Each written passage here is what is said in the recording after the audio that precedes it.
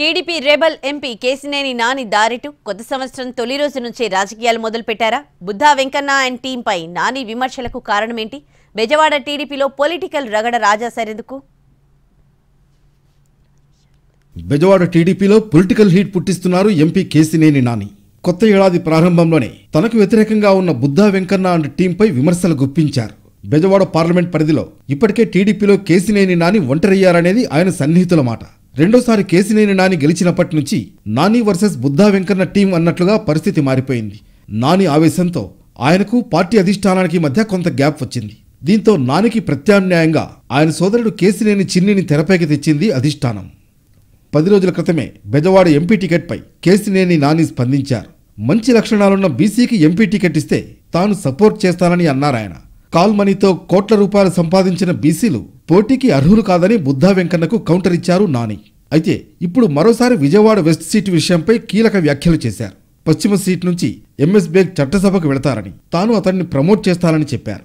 కొంతమంది కబంధ హస్తాల నుంచి పశ్చిమ నియోజకవర్గాన్ని కాపాడడం కోసమే కన్వీనర్గా బాధ్యతలు తీసుకున్నానని చెప్పారు టీడీపీ రెబల్ ఎంపీ.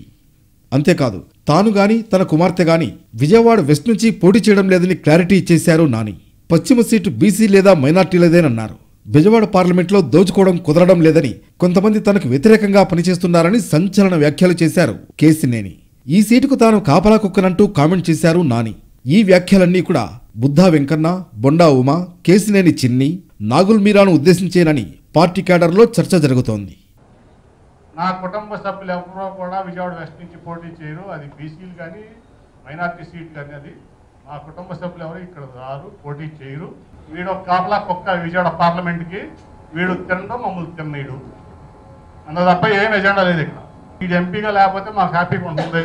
వీడు అసలు ఈ తెలుగుదేశం పార్టీ నుంచి పోతే మేము చక్కగా ఈ పార్టీని ఈ బెజవాడిని ఇక్కడ జగ్గేపేట నుంచి విజయవాడ ఈస్ట్ వరకు అటు తిరువురు వరకు దోసుకు తినొచ్చు అనేదే ఎజెండా. అయితే నాని ఎంతటి తీవ్ర వ్యాఖ్యలు చేసినా బుద్ధా టీం మాత్రం నోరు మెదపడం లేదు. చాప కింద నీరులా అధిష్టానం దగ్గర బుద్ధా టీం పావులు కదుపుతోందని సమాచారం.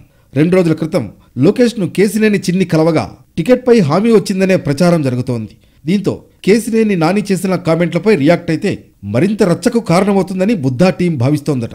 అధిష్టానం చెప్పినట్లుగా పనిచేస్తూ ఎంపీ సీటు నానికి కాకుండా చిన్నికి వచ్చేలా పనిచేయడమే ప్రధాన ఎజెండాగా బుద్ధా వర్గం పనిచేస్తుందని చర్చించుకుంటున్నారు తెలుగు తమ్ముళ్లు.